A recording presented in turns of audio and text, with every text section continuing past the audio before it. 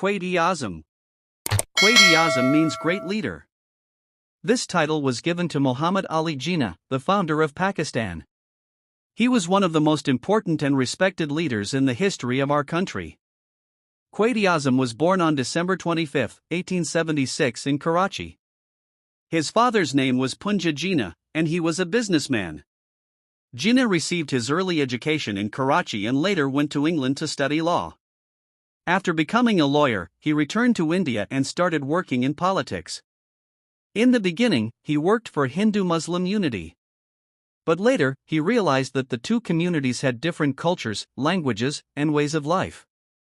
So, he started working for a separate country where the people of his community could live freely and peacefully.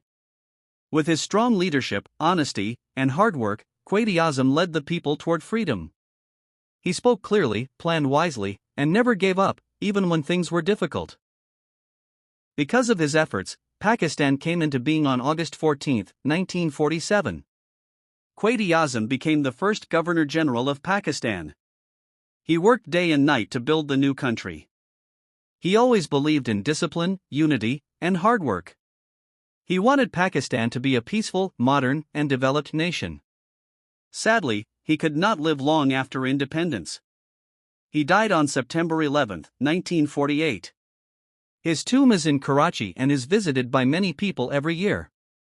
Quaid-e-Azam is remembered with great respect and love. His life is a great example of leadership, courage, and dedication. He gave us a free country, and it is now our duty to take care of it.